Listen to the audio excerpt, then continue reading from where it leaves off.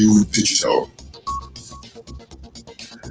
It is Friday, the 10th of May, 2024. Good morning, Trinidad and Tobago. This is News to 6 a.m. on News Power Digital.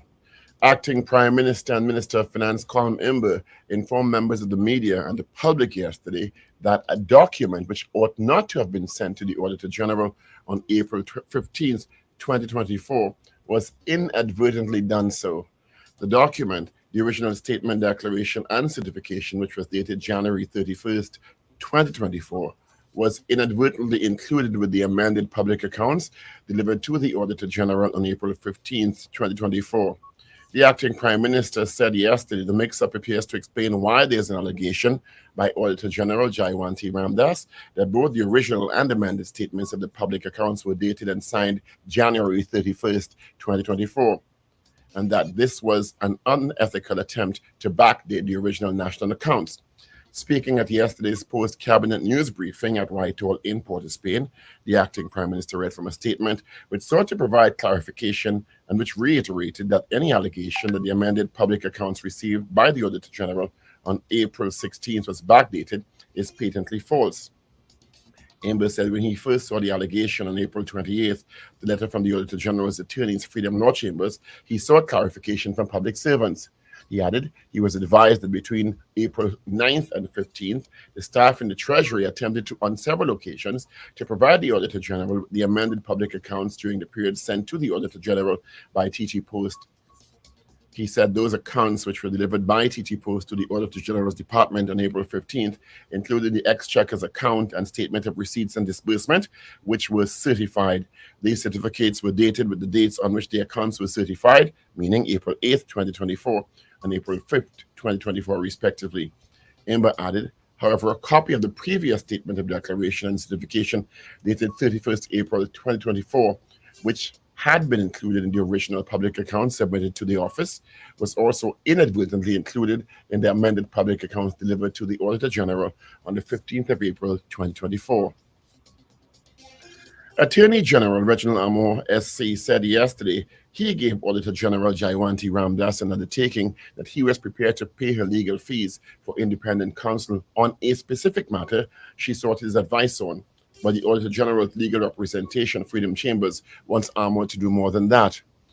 The Auditor General's legal action has claimed that her rights have been breached. She's seeking protection under law, plus payment of legal fees for advice to navigate the multiple legal issues that have arisen following government's refusal to present her 2023 report to Parliament in April, and its move to extend sections 24 and 25 of the Exchequer Audit Act to extend the time to send and receive information to the Auditor General by 4 months.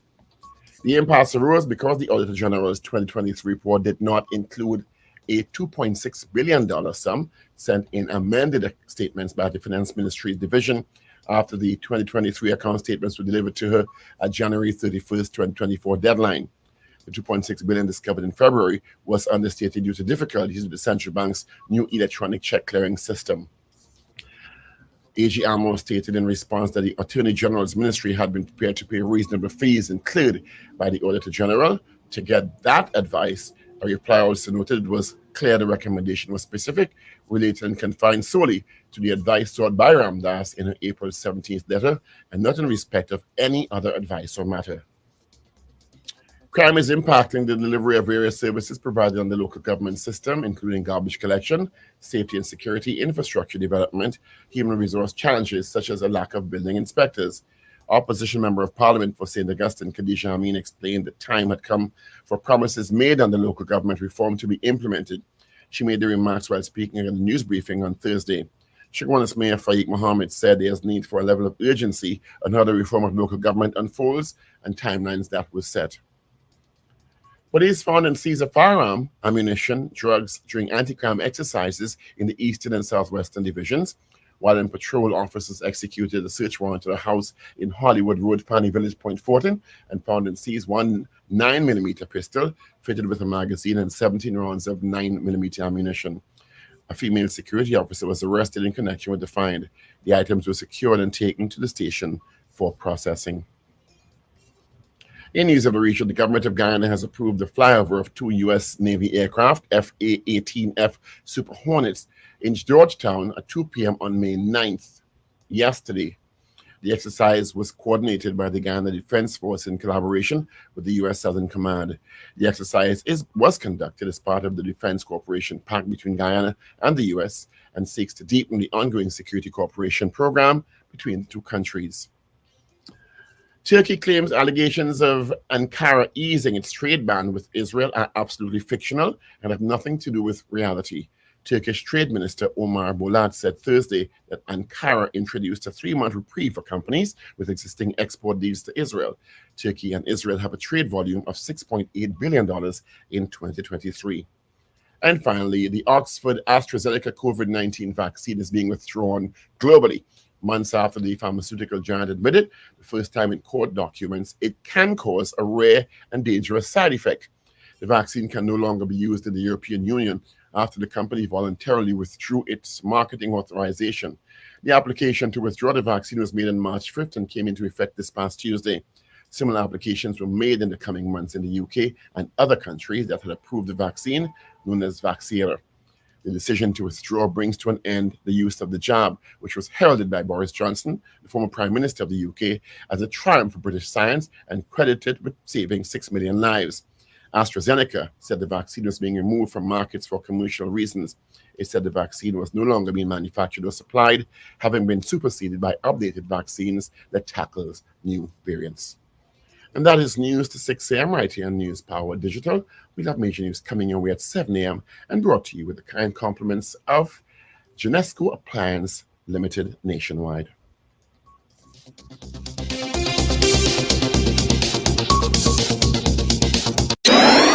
Up to date and credible.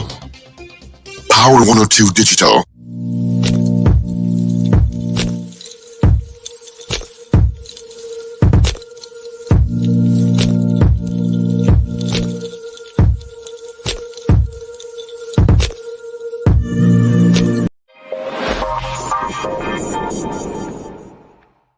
Good morning, neighbors, and welcome to the Power Breakfast Show on Power 102 Digital, broadcasting with studios at 88 to 90 Alcamari Street in Port of Spain. Good morning to you. Thank you so much for joining us.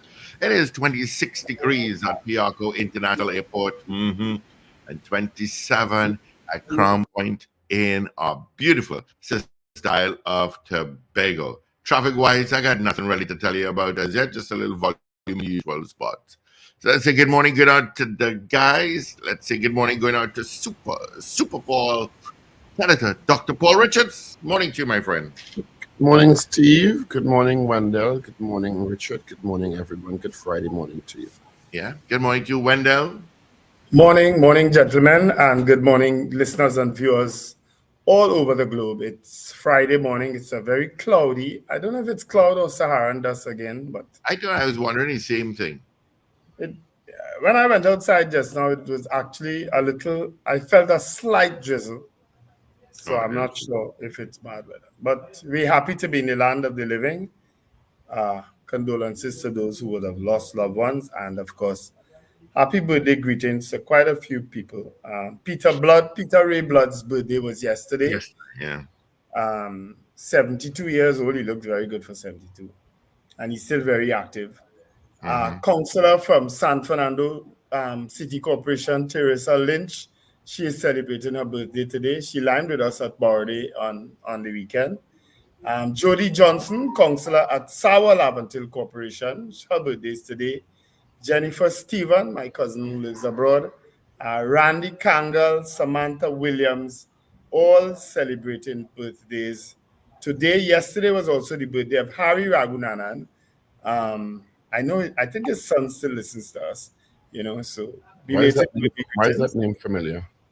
Harry Ragoobarsingh was a big activist in the PNM, fell out with the PNM. I don't know where is he politically. I remember that name. Okay, that's why I remember the name. Okay. Yeah. He was making the news back then. Maylie Johnson, former captain of our national women's football team, she celebrated her birthday yesterday. And over the weekend will be my nephew, Jasil Christopher and Gaylan Perrock. They will be celebrating their birthdays over the weekend. I think Gemma's birthday is coming up too. I'm not sure what date. Gemma's birthday is Gemma's birthday is over the weekend too, I think. I have no idea. Yeah. So, birthday greetings to you all. All right, let's see who sent us hellos first thing this morning. Oh, I have to check the WhatsApp. DJ Ray out in Tampa. Good morning. Wendy and James, Garcillian, Valencia, Oliver Man, Warren. Good morning to you, of course. Gentlemen, Oliver dropped off some hampers, courtesy Caribbean flavors for us to give away as we celebrate Mother's Day on Sunday. So we could do that. Marcia Rock in Orlando, Boy Bedesi out in Debe, Ray out in West Palm Beach, Florida, Rena Boodoo Jennings, Doreen Pierre, Slick Money Grip, Anthony Tinto out in Ontario, Canada, Maria Celia CJ out in New York, John Cato, Miss Ingrid out in Tucson, Arizona, Nakisha Pierre, Brennan Smith, Gloria Gray, Brenda Isaac, Karen Yipnow, Ian Lee, that's Yolanda Cordner, Richard M. Jeremiah, Daniel Knight. Good morning to you. Patricia Dufour, Nakisha Pierre out in Brazil Village, Slick Money Grip, Cheryl Charles, Richard Duku, Wayne Ramsey, and of course, Carl M. Jack. Good morning to you. Of course, on WhatsApp, we have a few messages. I'm sure I'm now pulling the trusty old phone to find out who sent us messages. Okay. We have Brent. Good morning to you. Captain Ron out. He's in New Jersey this morning. Sankofa. Val. Good morning to you, Val. And of course, Michael out in London. It's been a while for you, Michael. Glad that you joined us this morning. Hope all is well. Let's make some people's morning now. Let's make some people. David Nelson, good morning. Let's start with some uplifting. Paul, is this a recent photo of the Prime Minister? Yeah, that's. I see it put in it. I think it's the picture of him and his wife in Ghana now, if I'm not mistaken. Because I saw It's that. very regal, don't you think? Is it a recent picture or is it one of the pictures of the previous? from the last trip, I'm not sure. But it looks so regal. They do, eh? Yeah, it looks very, very regal. It's like a king, actually. You know. Yeah, but that cloth he has on there that's Let me tell kente you. cloth. That's kente. Most of us can't afford that fabric. Yeah, that is expensive cloth. Yeah, I mean, that fabric is very, very expensive. You know? I have a kente top. When I went to Ghana, I would have gotten one. I would have purchased one, but but I mean the prices in Ghana is pretty reasonable. But that what he has on there, that particular one, is expensive. Yep. That entire wrap. So I'm going to start with the good news this morning. You know, a lot of Trinidad and Tobago is attracting a lot of TikTokers and bloggers now. Don't you find?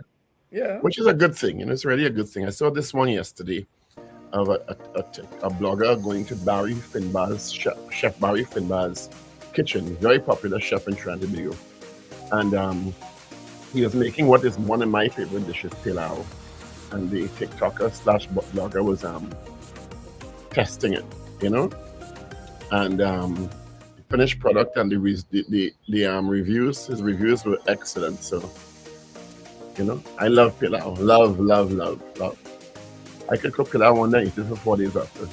Well, I did that yesterday. Yeah, I could very easily eat pilau. I love plantain. Yeah, I could eat that all the time. And that's one of the great things about Trinidad and Tobago. You know, he eat oxtail, beef, and chicken, I think, or oxtail and beef or something. I make a wicked pilau also, you know. You do? Oh, yes. I've never made pilau. I used to struggle before, but during the COVID, I perfected it. Perfected a lot of cooking, culinary arts during the pandemic. Turned into a mini chef of sorts. You know, so you know that's a good day. You know, looking at the wonders of Trinidad and Tobago on these TikTokers and bloggers is just extolling the virtues of the Trinidad Republic these days. Great. That's the good news. Always good to start off at 6 o'clock in the morning with food. Good. All right, well, I will get down to the confusion. Harry Ball now. The next video we're going to share may be triggering for some, very disturbing. I'll tell you in advance in case you don't want to see it. You could probably turn off from it. It involves a hit-and-run accident. Oh, yes. And the driver didn't stop. No way. I think the man was still in critical condition. I didn't get an update as of yesterday. Yeah. I got that update from Brent Batson. I also sent it to him. Is that the one with the truck? Yeah. Oh, goodness. All right. You know, so you all be aware it is disturbing. There's a man driving, pushing his lorry, his cart, and one car passes him. Yeah. Let me just go and deliver this there. I mean, he's right here going. Oh my God, that was really disturbing. And he drove off. The truck just did not stop. Did not stop. No. I'm not going to repeat it because there's a lot. But did you see? I think I sent it to you, Paul. A road rage video. Did I send that to you? Very a guy in a panel van, and apparently it was a road rage. It looked that way to me. I mean, how are you going to hit a human being and not stop? Yeah, let me see if I find that for you. And I want to say good morning to the maxi drivers. Maxi drivers, you know, and I'm talking about maxi drivers on the bus route here. You know, if maxi drivers do one thing, it would increase road safety on the bus routes so much for the passengers. If you pass the pedestrian crossing so that the people leaving your vehicle have to pass behind you and the oncoming traffic can see them, it will increase road safety so much. But when you stop before the pedestrian crossing and on it, crossing and on it, and people are crossing in front of your vehicles, the oncoming traffic, though they're supposed to slow down because I never zoom past them thing.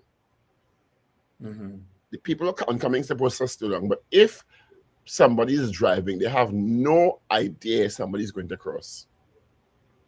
I've raised that. You, as a rule, we have spoken about it so many times. Stop after the pedestrian crossing. So the people coming out of the maxi have to come behind your vehicle in most cases, or because the pedestrian crossing will be behind you. They will be visible to oncoming traffic. That one thing can save so many lives. Yeah, I've raised that. We've raised that on radio. I've also raised that officially with Adande, and I know that things were being put in place. But you know what we first need to do? Put up signage. Yeah, you have to make people. You have to read and spell for people now. You know. You do. Additionally, Paul, to add to that, maxi should not be stopping on or before the crosswalk. They should be like 50 feet away. So it gives the vehicles that are driving on the priority bus route, for example, visible and enough time. But that's what I just said. Right on the crosswalk. That's what we just said. But let them move a little further, you know? Once it's after the crosswalk. Yeah. And not before or on it. Because most of them stop. Well, I think it's illegal to stop on the crosswalk to start with. But plenty of them breaking it already. Well, that's the first thing, because the crosswalk is a pedestrian crossing. But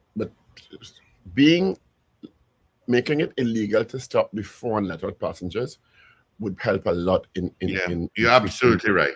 Absolutely. Because let me tell you, when I drive it, I just stop no matter what. Yeah, I stopped. I still ride down. Probably one of the worst things anybody can experience is one, being hit by a car, and two, hitting somebody with your car. I would just not be able to. Yesterday, I was distraught for about an hour and a half because I was driving around in Savannah and a pigeon fly into the car. That was stressful. Flying into the car? In front of the car hit the pigeon. Oh, no. So that distressed me. So you can imagine for a human being. You know, that happened to me Yeah. right before I lost the 2010 election. I'm very sensitive with that. A bird flew into my vehicle and it disturbed me no end. But you see, the difference is birds are custom flying into your vehicle. Birds are custom flying into me, period. And I call it blackbirds, kamikaze birds. They just wait right before the car reach and then fly across the highway and road. I said when I look in the rear view and the bird was flying in the road, and it just, it just distressed me. Yeah. That would distress me too. Yeah. But a lot of things stressing me lately, but of course, a lot of robberies taking place. This one apparently close to a police station. It looks like a quick shop. A quick shop would open up counter like that? Yeah, some of them are like that still. Yeah, I think St. Christopher's is open up. Most of the attendants behind glass, the one in Mova Junction is like that. Think about it. So, I mean, of course, the people are hurriedly cooperating because they don't want to get hurt. And the car pull up in a normal. And but as the car with that for them? Yeah, the getaway car. As the getaway car. Where the getaway driver? Normal, yeah. I sent you the road rage video, Paul. You're kind of late now. Yeah, that road rage. Let me just tell you, folks. So this white van was like turning in. It's in the turning lane, and this blue Corolla. I don't know what happened before, but the guy in the white van went inside the blue Corolla and started cuffing the man. You know what I don't understand about that particular video when I saw it? I'm very suspicious of a lot of videos now. I think a lot of people on games, you understand, and trying to get likes and shares. That video, he went into the driver's side of that vehicle, but yet still he was cuffing somebody on the passenger side. I couldn't understand it because he was literally on the seat of the driver. I looked at that too. I don't know if the driver just moved away, trying to get away, kind of thing. So I thought he was part of that vehicle. He was the one driving and was abusing the passenger in the vehicle. That's what I thought first. So even the video that you all spoke about yesterday, with that purports to be that shooting incident of the man with the cutlass. You telling me the man with the cutlass was filming that? That is what that video trying to tell me. And them two fellas is actual police officers with a gun like that? Yes, Wendell. I just find those things curious. That's all. Has anybody confirmed that those videos are in fact real videos? The other big story continues to be the impasse. Well, it's two impasses. Is that the word? More than one impasse is two impasses. Is that correct? You mean with the PCA now? No. Yeah, well, that one is our next one. Because all of a sudden, Gideon Dixon have a problem with David West, and is a public spot now. Gideon Dixon seems anyway. Well, hush him out. No, let's deal with it. Because I have a real problem with how he attacked David West. So the continued imbroglio between the state and the Auditor General continued to play out yesterday when acting Prime Minister Colin Imber and Attorney General, I almost said Farisal Rarius, Reginald Armour, SC, held a post-cabinet press briefing. Now, many people ain't gonna like what I have to say. I'm gonna put a preface. But the acting Prime Minister, Colin Imber, sought to clarify and add more clarity to the issue related to an allegation by Ms. Ramdas that there was an unethical attempt to backdate the original national accounts because one of the documents sent to her contained a January 31st date, right? And Minister Imber sought to clarify yesterday and said the reason for that the document, and I'm reading the Express article now, that the original statement, declaration, and certification, which was dated January 31st, 2024. Drum roll, Steve.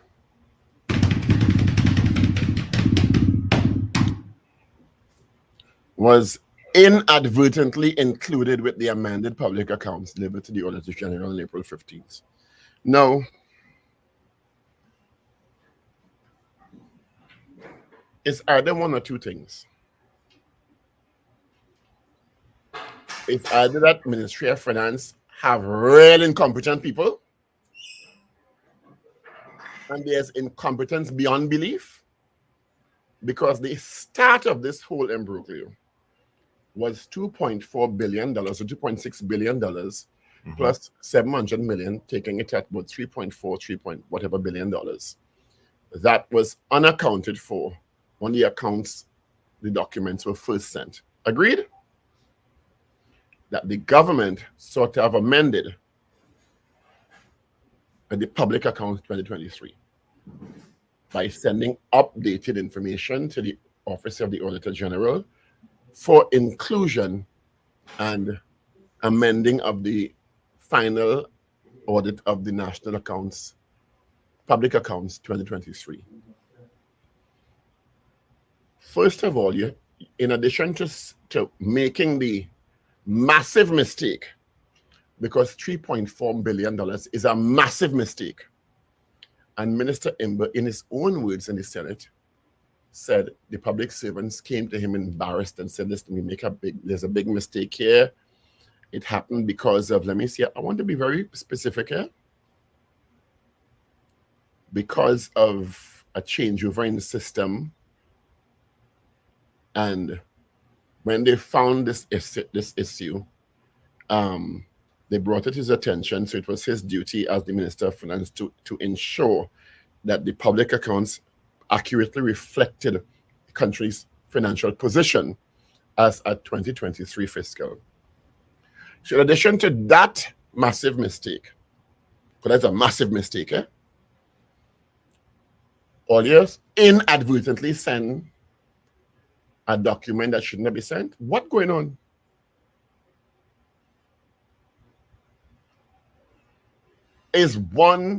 What's going on? You're muted, Wendell. What's going on? No, I was telling someone, I was here. Someone is talking a little loud in my vicinity, so I was just telling them. No, I mean, really? Well, so was an apology forthcoming? Did they apologize? Apologize for who? Apologize?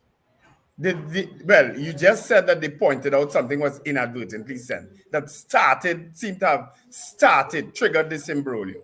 It didn't. So was an apology triggered part of the imbroglio.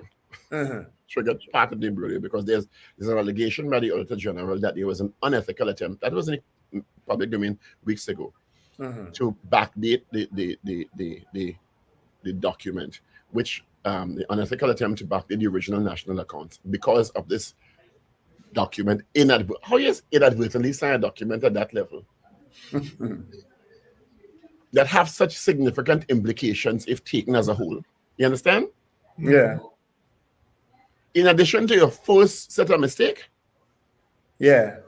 I mean, it's either massive incompetence or I'm gonna pause and behave myself. Right? I just, it's confounding to me. So if these things are happening, what else has happened that went undiscovered? Keep in mind, these are people operating supposedly at the highest levels of the state. Yes. In possibly, potentially the most critical ministry of all. Because the only person who is acting in the absence of the Prime Minister is the Minister of Finance, who is in charge of potentially the most critical ministry. And this kind of incompetence happening. You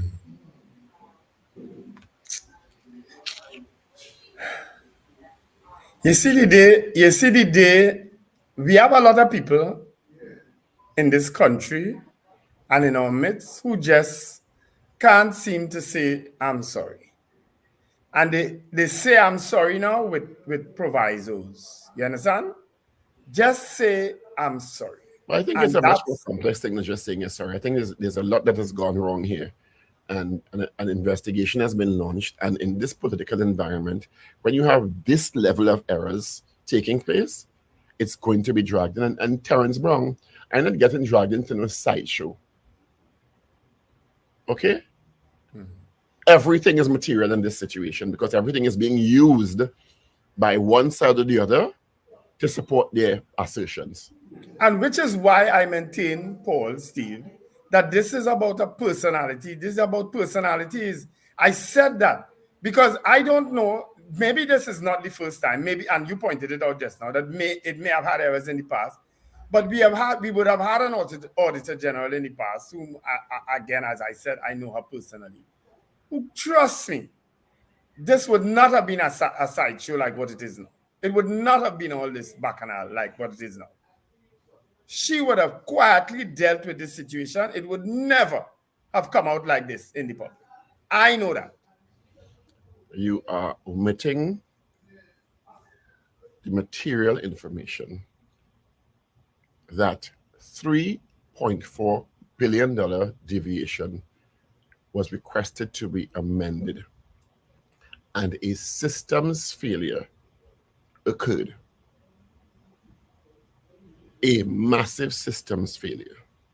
I'm not omitting anything. I'm saying if that is so, and it may have happened before, it is about a personality issue still. I maintain that. I am sure there's some personality involved here. There are very strong personalities involved. What I'm saying is every time more information comes out, it speaks to systems failures. A document being included in that is not a systems failure. That shouldn't have been included. Is not a systems failure. You're asking me a question? Yes, I am. Question mark. Is that a systems failure? But Paul, and I'm not arguing what may. Hey, look in the studio. I'm not arguing. You've got food out. Paul, I Probably realized bring doubles with Steve. yeah, otherwise I would have bought breakfast for you.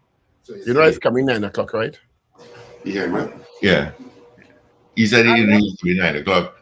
Yeah. Sit down. Okay. We go ahead and relax. Lime it, man. When I say lime it, man. So now it's turned into I on this side and you on that side, and we're defending our position while there's another unfortunate imbroglio. And it'll be interesting what the investigation provides as to the origins of the issues related to, in the first instance, the issue that started this whole imbroglio, the $3.4 billion. And Wendell, you're right, I'm sure may not have been at the magnitude of $3.4 billion. You understand? But I'm sure there were issues to be resolved with past auditors general and ministries of finance, but I have never heard it at the magnitude of $3.4 billion. Exactly. And I don't want to see him. And I'm not coming to the defense here of Minister Imbert, because trust me, he is one of the hardest people to get along with. He's one of the hardest personalities to deal with. You understand? But so when you put his personality against what is clearly that's a why I'm saying personality of an auditor strong general. personalities involved. Yeah. I agree with that. Yeah. But you cannot also diminish the issue of the systems failures, which have been admitted to. Yeah. Yeah. There have been massive systems failures here. So fix it before it gets to this stage. Look at where it reached with pre-action protocol letter, threats to sue and this and no, man, and it going on and on and on. And now we're hearing that some document was inadvertently put in. So what level of we could go down the road of mischief then? Well, that's what I said. How are these types of issues arising at that level? Yeah. Yeah. We're supposed to be able to have reasonable faith in the people at those levels doing what they're supposed to do professionally. Yeah. And you remember I said a reasonable expectation that they know what they're doing. Yeah. I did reach out to the former Auditor General, but she is now part of another commission. So she says she won't speak, because I just wanted to get a sense of the role of an Auditor General and what happens and what are some of the challenges and so on, But she's just so very quiet and peaceful. And as she should be. Yeah. Don't get dragged into it. And that's her personality, you know? That's a So now, of course, the whole thing has turned from auditing to auditing/politics.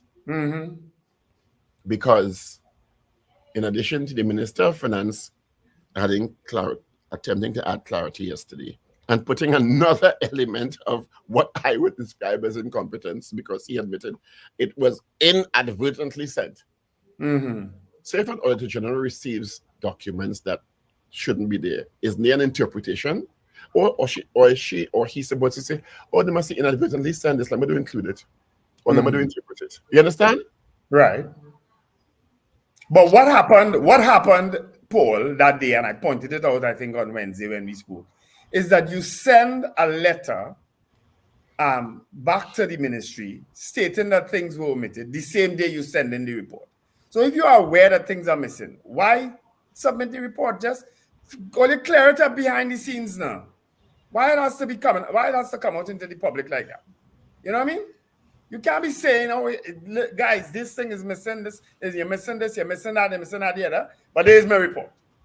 So it's gone from financial to financial/political now. People taking the usual sides, you understand? Yeah. Defending their points of allegiance. Yeah. And then the Attorney General also now was at the post-cabinet press conference yesterday, and he indicated that his promise, his commitment to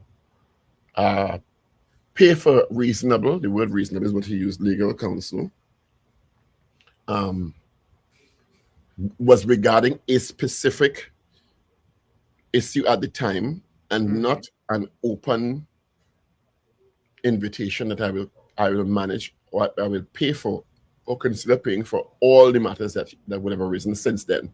Yeah. Because it was in reference, in his words, to and at that point it was about whether or not the deadline issue, you understand, could or should have been dealt with, because he was already advising the Minister of Finance. So ethically, he advised her, I think there's a document to support that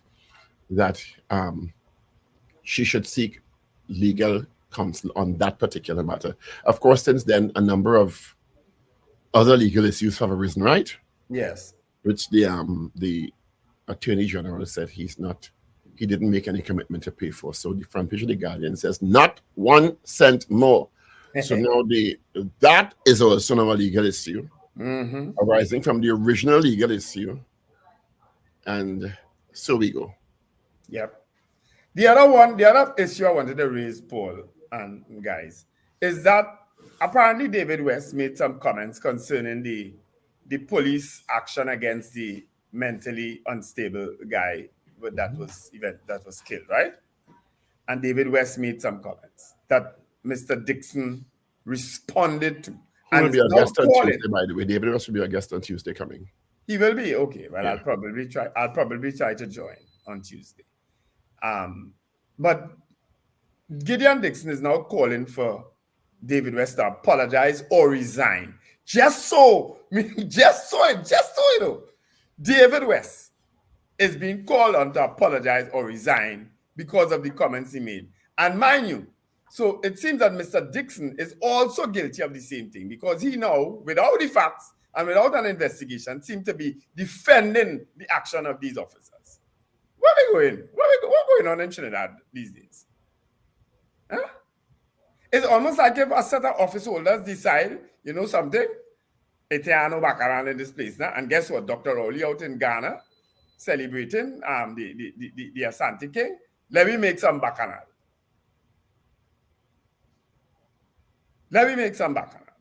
Well, remember last week what I tell you? Every time the Prime Minister sets his foot in this country, one set back. Yeah, it's like they're waiting for him to go now to create bacchanal. And he had to come back and spend the next week and a half addressing it at press conferences. Let me just say, anyway, I'll just say Gideon Dixon is talking a lot of late. Well, he applied for the post? How you get there?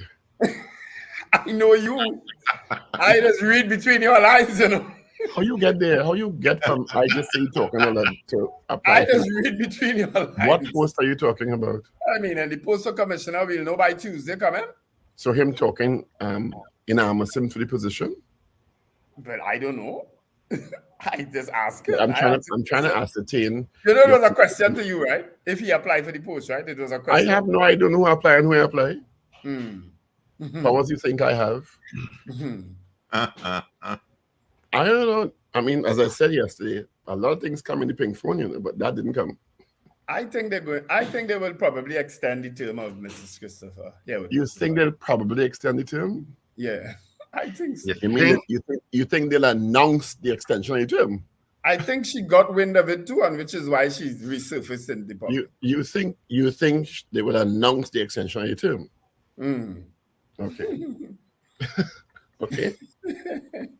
You know a decision and that has already been made, right? But no, I don't know. I'm not in that. I'm not in that circle anymore. Let's rewind to what you said yesterday, Paul. Right, go ahead. Say it, Paul. You feel Dr. Rodney leave here and go in a video call for them to discuss whether they're keeping Mrs. here with Christopher or not? That decision, whatever way they're going, it done decided already. I suspect. Okay? It will be announced next week. When is it? It's Tuesday. I think Tuesday is our birthday. We will get a preview via a media leak in the Sunday Express. Leaking in. From who? We get a preview by an expose in the Sun page of the Express. Which one? By RT or AJ? Oh, jeez. Richard, thank you for joining us. By RT. RT or AJ? By RT. RT. It's my pleasure to be here. Right? We will get a preview in a Sunday. Good morning again, Richard. By RT, which will be confirmed on Monday with a press release. Okay. Right now, RT typing. Her birthday is next Tuesday, not so? Who is that? I don't know. Yeah, I think her birthday is next Tuesday. So we that's get a Sunday Express expose.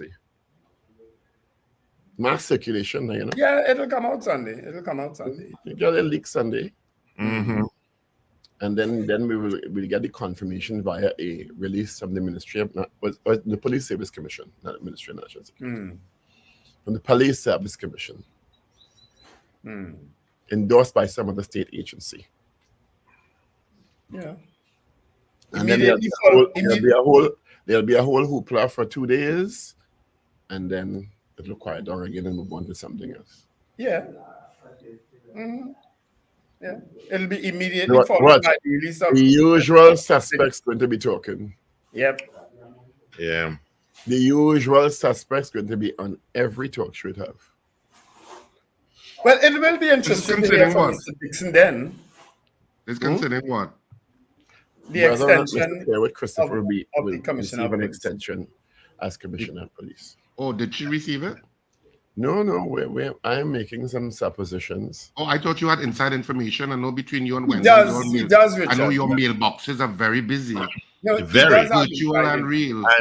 And gentlemen, that reminds me, folks, you can vote in our morning poll. You have a couple of minutes left, actually, right after headlines. So literally 2 minutes. Well, apparently, my mailbox is very accessible to many, so it's hacked. Would you support? You sure you want to say that on national radio? It's said already, so let them take it and edit it and do what they want with it. Listen to Vote me. on our poll, please. Paul Richards, I watched your post on Facebook yesterday. Well, you sent it to me on WhatsApp. I say, but you brave. I Why? say, you playing, you know these haters out here? What did I say? What was the problem in the post? Nothing to me, but you know the haters. You know, a nanny is like an auntie or a granny, right? Yes. Okay. Okay, I didn't see that post. I saw no You post. didn't see that, Richard? Well, that caused a Watch. whole back. I was Government waiting for them. ministers and all jump on the post. I was waiting for them to jump out themselves. I did not see that post. Dirty mind. So It's all your dirty mind. Paul, how come you didn't send that to Richard, though? Old joke, Richard, it's an old joke. But Paul revitalized that joke in a big way yesterday. Because you know how people just follow him. You know they just like to see what he say and what he posts and whatnot. Yeah. Because Wendell, for some he's a UNC and for some he's a PNM. And yes. That's exactly where it's supposed to be. well, yesterday he was another P. The gentlemen, all right, folks, you have 3 minutes to vote on our poll on our mobile app and website. Will the COP Earl Christopher tenure be extended for another year? That's our poll from yesterday. You have 3 minutes to vote again. Let's do the papers. Yeah, okay. I just sent it for you, Richard. All right. You didn't send it for me? So the Trinidad and Tobago Guardian for today. And of course, just in case you are in a mind bubble and you don't know what the date is, I'll tell you what it is. It's Friday, May 10th, 2024. Also, if you're a time traveler and you're kind of bewildered, where am I? You're at May 10th, 2024. And just in case I'm coming back from the future to visit myself in the past, it's May 10th, 2024. Feel very Big Bang Theory there. All right, so Trinidad and Tobago Guardian for today. Not a cent more. That's the headline. AG rejects Auditor General's request to pay a full cost. Says he will only cover legal opinion. That's the headline. The other subheadline, prison officer wins right to keep his beard. You wonder why these kind of squabbles still have to go to court, but it is what it is. Mm-hmm. Prison officer wins right to keep his beard. That's on the front page. And the main picture is that of uncontrollable grief. An EMT technician and police officer tried to console Keisha Sandy's aunt after she saw her niece's body near the Plymouth Tobago home yesterday. That was very sad. That was and this is like about the second or third woman to be killed in Tobago. In Tobago, it's crazy. This is the second woman to be killed this week. What the hell is going on in Tobago? Yeah. They need to ramp up stuff there, boy. They need to ramp it up visibly in terms of the police presence and stuff like that, and trying to find out what the hell is going on. On the back page of the Trinidad and Tobago Guardian for today, the Brazilians are here. That's the headline, and that's all you need to know. The Brazilians reach, just like we. The match is tonight, not so? I don't know. Yes, it's this evening. Yeah. It's this evening. Newsday for today, front page. Firefight fiasco. Truck with no water. 4 families homeless. Shift change at scene. And 4 puppies dead. All of that is on the front page of the Newsday today. That sounds incredulous. Truck with no water. 4 families homeless. Shift change at scene. And 4 puppies dead. I need to read this article during the news. Because I don't 4 puppies died how? At the lack scene, of water? Well, yeah. The truck had no water, Wendell. A fire officer adjusted his uniform while battling a house fire that left 11 people homeless on Moses Avenue, San Juan on Thursday. Tobago records 8th murder. That's also on the front page of the Newsday. On the back page, Brazil World Cup winners in TNT for an all-star clash. The legends are here. And, well, that's all you need to know on the back page. And on the front page of the Daily Express, the headline today, Calm admits mix-up. Document inadvertently sent to Auditor General on April 15th. Subheadlines, prison officers can wear beards. Judge so rules. And there is a picture. And there is a picture of a crowd outside. Where are they outside? Members of the pushback movement stand outside the Charlotte Street Port of Spain entrance of Express House yesterday during a protest in support of Auditor General Jayanti Ramdas. So there is a crowd of people outside Express House, obviously in support of the Auditor General. Did she come out and greet them and so on? Was she out there greeting them? And and very prominent is Team Arima. There's a there? group wearing jerseys called Team Arima. So I'm not so sure. In the protest? In the protest, yes. And on the back page of the Daily Express today, ready for anything, Camacho assures TNT prepared for World Cup hosting. And that's it for our 3 dailies this morning, this Friday morning, because the weekend has begun, people. So even if you are in traffic, you should be in a good mood because it's the weekend. Indeed it is. What a weekend it will be. It's Mother's Day weekend. Happy Mother's Day to all the mothers, grandmothers. Yes, happy Mother's Day in advance to mothers across Trinidad and Tobago and across the planet, because we have mothers listening to us from all over the planet. It's and probably the weekend that more money is spent in our country than anywhere, any other time. Lots of money spent on a Mother's Day weekend. Sales. I'm like father envy, so you have a kind of father envy too. I don't, you know. I face the reality of what Father's Day is like long time ago. And it ain't gonna change. Nobody gives a damn. And that ain't gonna change. I wouldn't say so. I wouldn't say so. That's how it is. Oh, God. When is Father's Day? June. June what? June middle. My point. Question? Where's the question this morning? Where's the question? When is Father's Day? When is Father's Day? My suggested question is, do you think the Auditor General issue has now turned into a political issue? I think we asked that already. Did we? Yeah, I think we asked a version of that already. Steve might have. Steve, do you keep a record of the questions? If he only follow my recommendations, we'd have a record. He's talking to us, or he's talking to somebody in the studio. No, he definitely ain't talking to us. He can't be talking to us. I think he's talking to us, though. Eh? Steve? All right. Something is going wrong with him in there, you know. He's not hearing us here. Father's Day is June 16th. I told you the worst. Steve Khan, good morning. Steve. Hello, Earth to Steve. Okay. Unless you want to re-ask the question in light of all what's happened since. But I know we asked that question early in the day. We asked if it's political. But if Steve is not hearing us, we can't ask anything.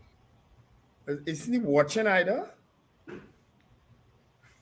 All right, he's saying wait. Apparently, he's having some technical issues. Yeah, okay. he's probably rebooting or something. Mm-hmm.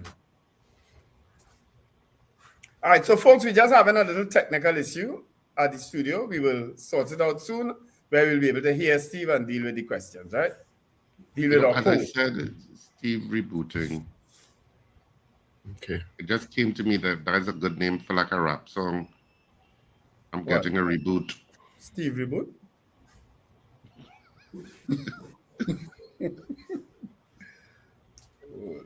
Have you all been looking at the Stormy Daniels? No, I don't. I have no time to Trump. I have no time to that's drama. That's real drama day. I have enough brain cells to conserve. I ain't going through that. At the fallout from the announcement by Oxford AstraZeneca that their COVID-19 vaccine is being withdrawn worldwide. Yeah. Because of the pharmaceutical giant admitting first time in court that it causes rare and dangerous side effects, or causes a rare and dangerous side effect. The vaccine can no longer be used in the European Union after the company voluntarily withdrew its marketing authorization and withdrew the vaccine. The withdrawal of the vaccine made on March 5th and came into effect this past Tuesday. Similar applications coming across the UK, and it's a huge announcement, huh? Yeah, it is. But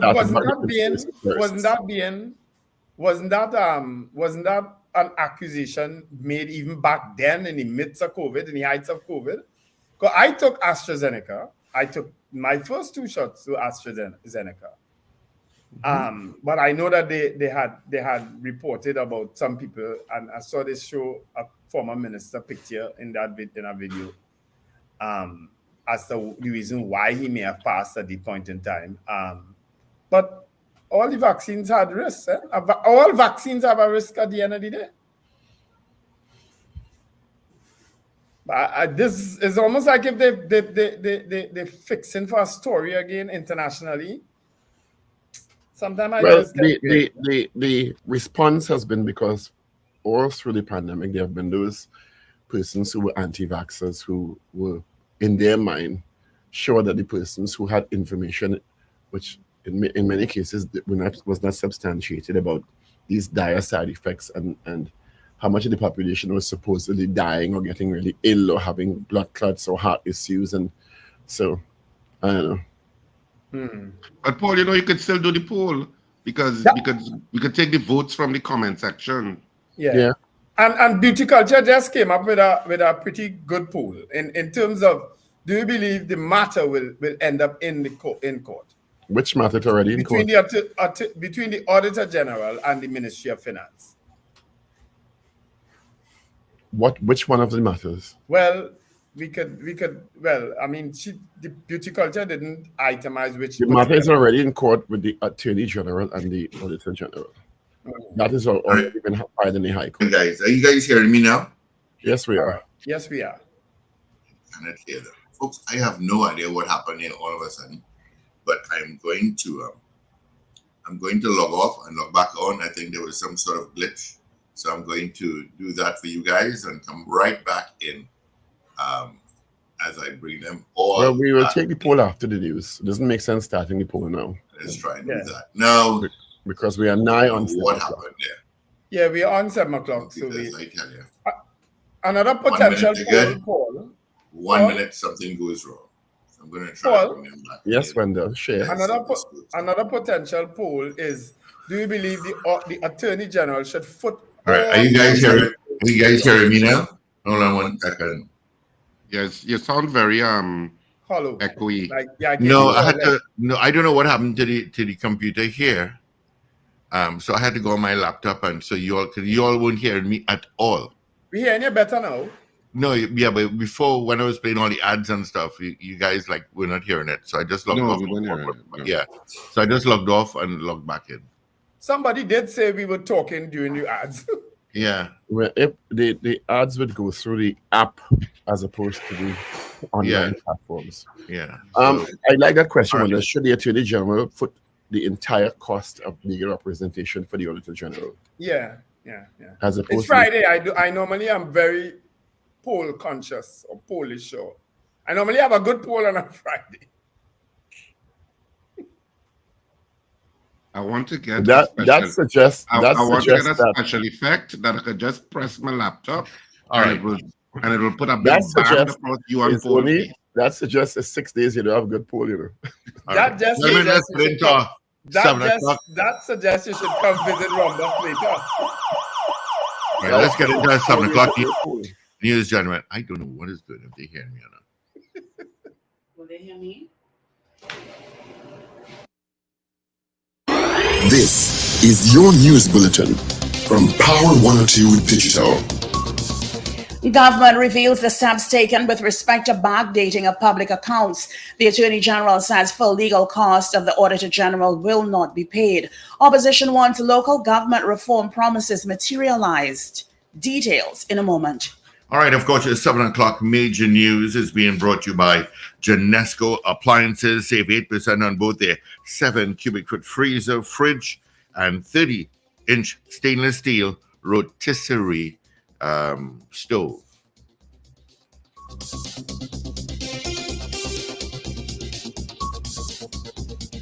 Welcome to Genesco Appliances, your trusted partner in Trinidad and Tobago for 25 years. Experience innovation with our inverted technologies refrigerators designed to slash your electricity bills. Discover the versatility of our dual-function chest freezers, switchable between refrigeration and freezer mode. Available in 5 and 7 cubic feet. Don't miss our unbeatable offer on the 13-kilogram twin-tub washers, and for the aspiring chefs, 30-inch 5-burner gas stove with a built-in rotisserie oven 777 awaits. This special won't last. Find us on FB and IG or call 351-7777. That's 351-7777. Genesco appliances are available nationwide. This is News 2, 7 o'clock on Power 102 Digital. I'm Avril Sintel-Bob. Good morning. Acting Prime Minister and Finance Minister Colm Imbert informed the media yesterday that a document which ought not have been sent to the Auditor General on April 15th, 2024, was inadvertently done so. That document, the original statement, declaration, and certification, which was dated January 31st, 2024, was inadvertently included with the amended public accounts delivered to the Auditor General on April 15th, 2024. The mix-up appears to explain why there was an allegation by Auditor General Jaiwanti Ramdas that both the original and amended statements of the public accounts were dated and signed January 31st, 2024, and that this was an unethical attempt to backdate the original national accounts. He said when the backdating of public accounts for last year were found, clarification was sought from public servants involved. Imbert made the revelation at the weekly post-cabinet news briefing held on Thursday. He said he was advised between April 9th and 15th this year, staff in the Treasury tried on many occasions to provide the Auditor General with the amended public accounts. This was done through the use of TT Post.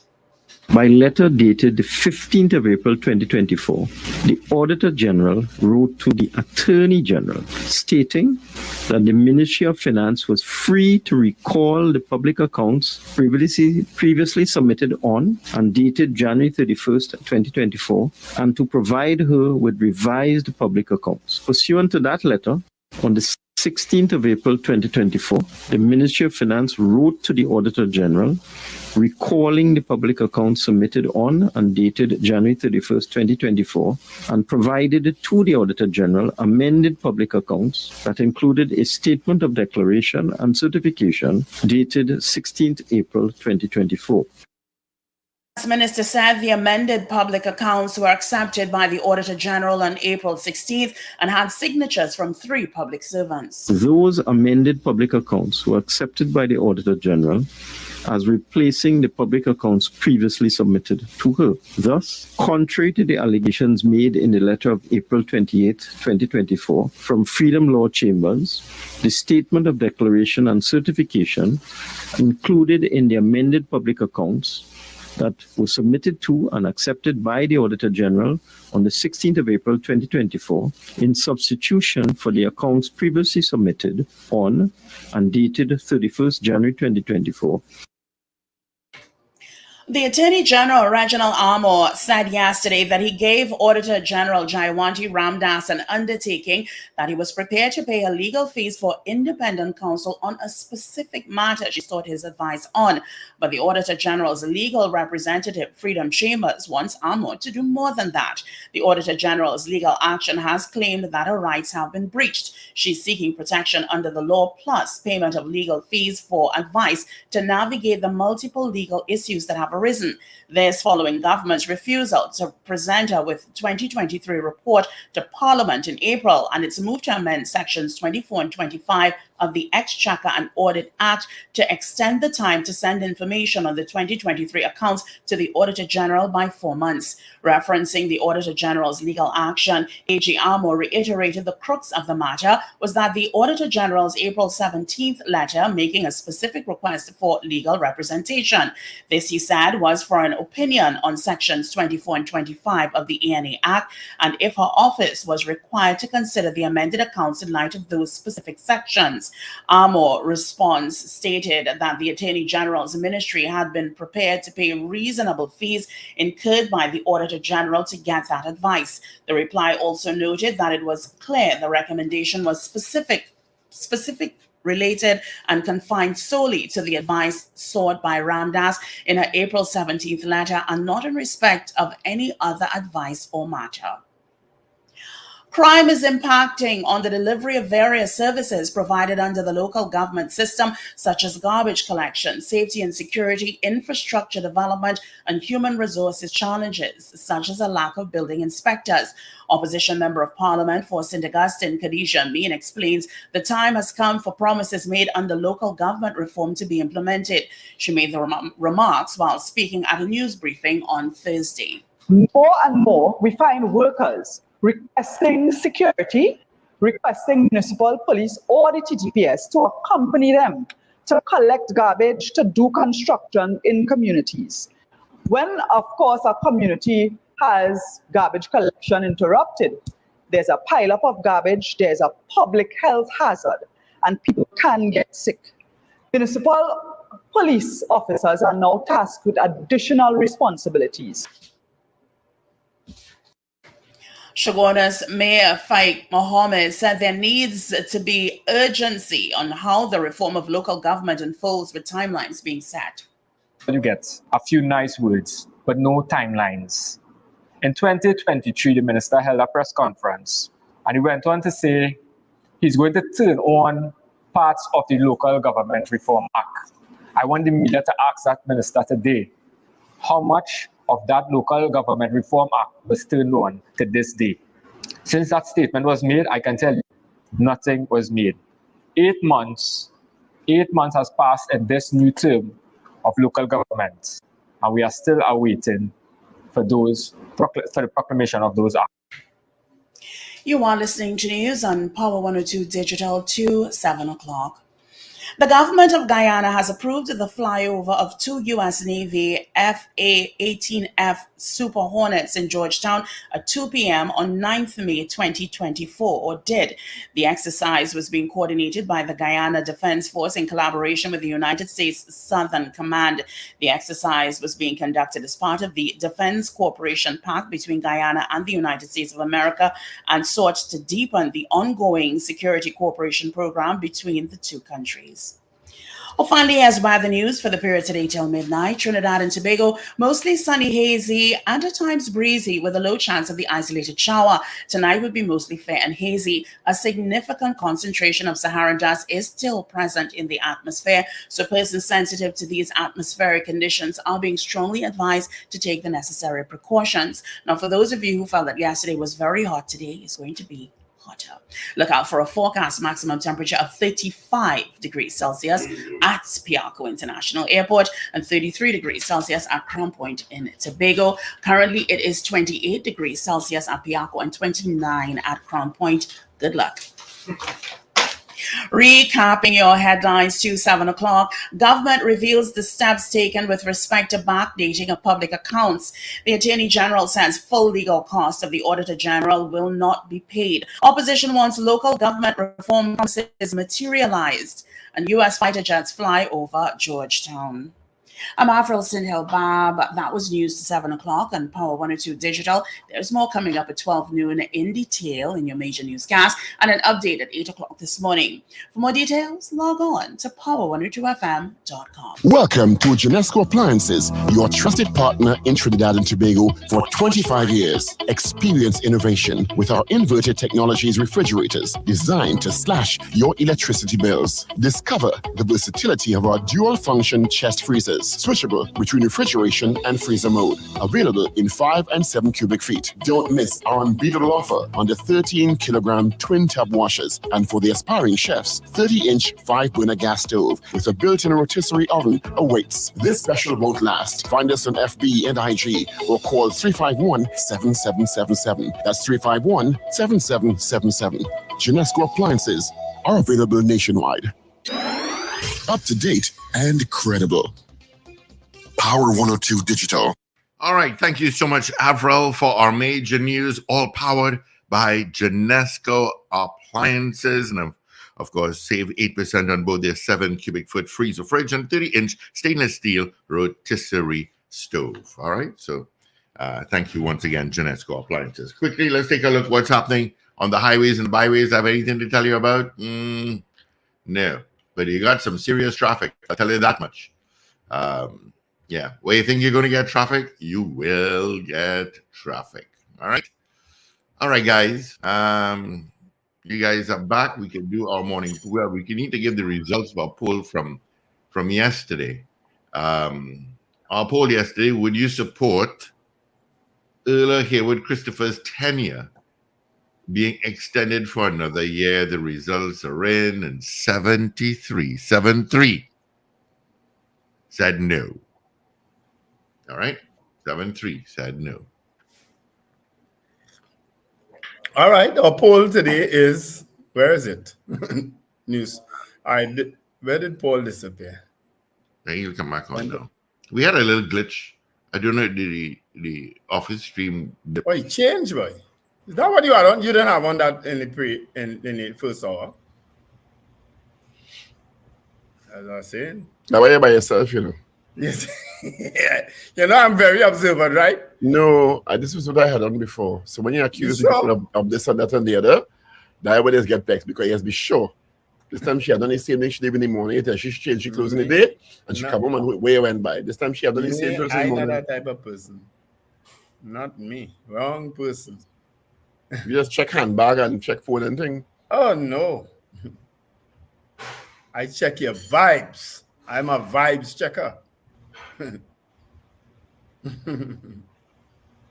Listen, I've lived such a troubled life, such an investigative life. All right.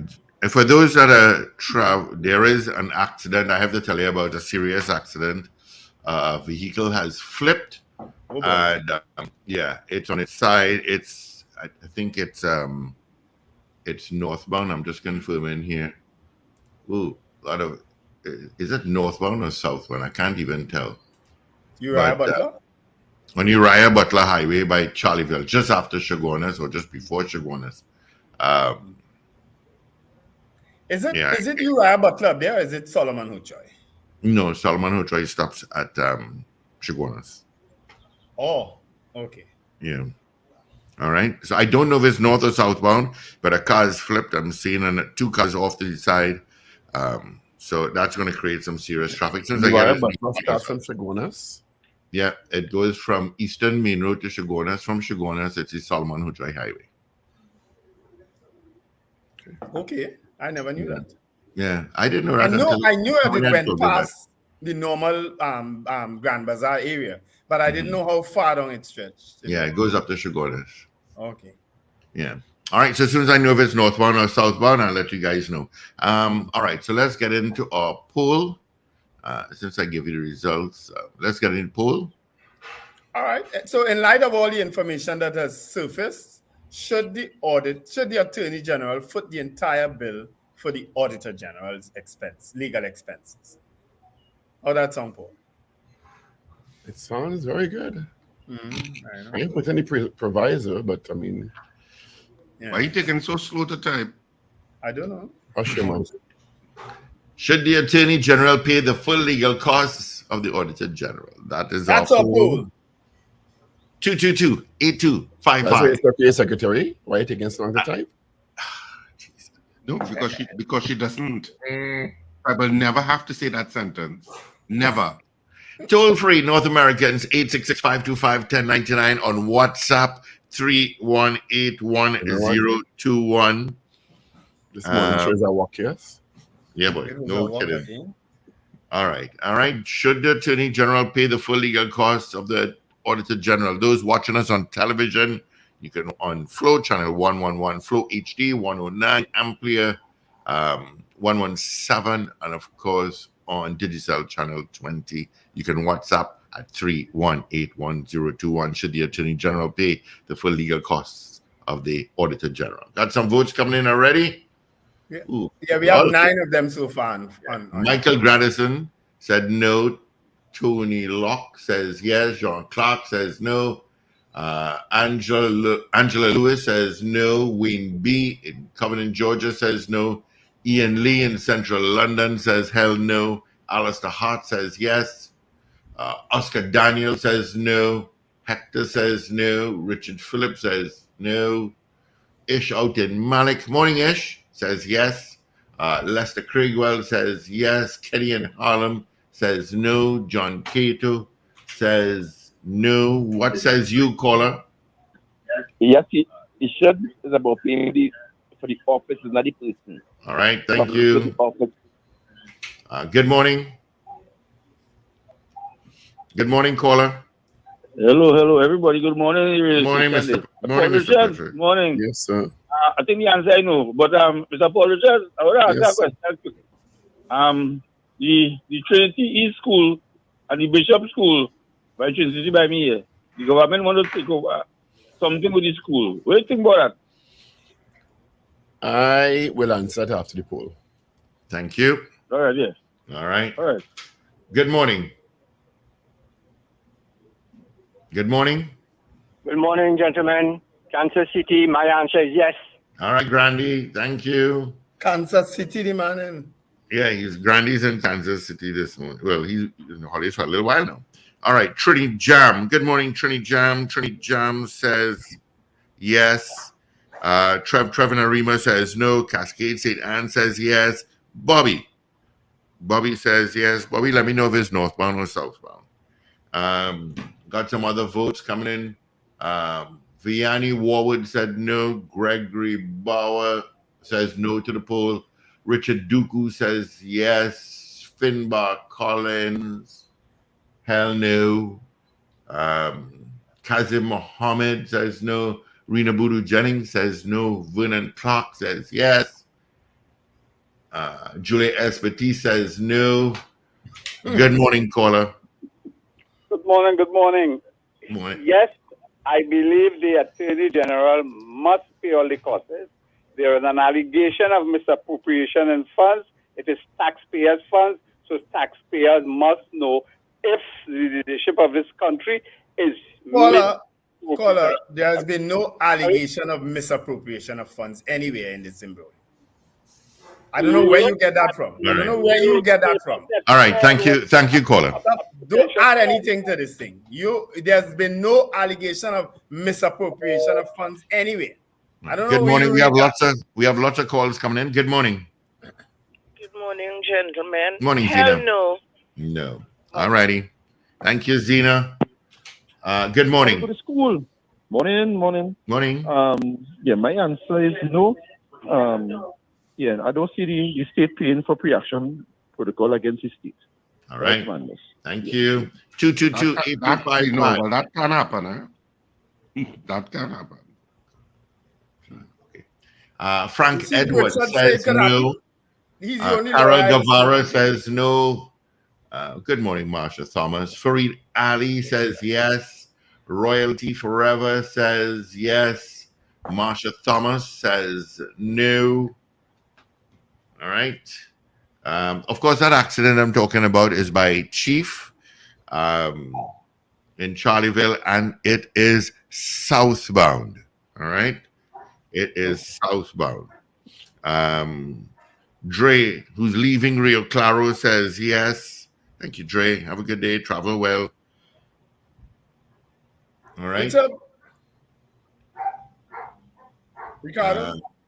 Should the Attorney General pay the full legal costs of the Auditor General? Yes or no? All right. Let us know. We have a couple of minutes again. Have you kept up with the votes, Richard? Yeah, I think so. Okay. Yeah. Andre says yes. Carl M. Jack, yes. All right. Should the Attorney General pay the full legal costs of the Auditor General? That is our poll. Vote yes or no via Facebook, YouTube. Call us at 222-8255. Or if you're in North America, it's a toll-free number, 866-525-1099. On WhatsApp at 318-1021. Beauty Culture says no. Wendell Seals says yes.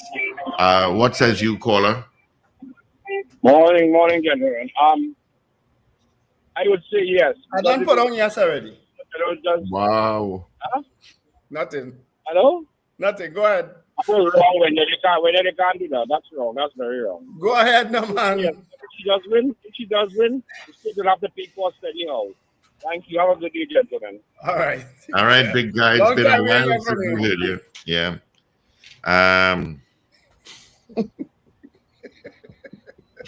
They're wicked. All right. That's like you put on no for Zina already. Yeah, a long time. For the time I don't put no and hoping no Zina. You are being very unethical and prejudging people's vote. That should not be condoned. Oh gosh. If you don't laugh, you'll cry, you know. And I have had so many reasons to cry lately. And so many reasons to laugh. Yeah. Mm-hmm. Good morning. Yesterday was the funeral of young Ali, and the church had, they didn't have seats. The caller said yes. Okay. Good morning. Yes. All right. Thank you. All right. Don't know where that's from. It's on the toll-free line. When I have a stiff neck this morning, what's going on? Who have a stiff neck? You? Yeah. You have to put the pillow on top of your head and not underneath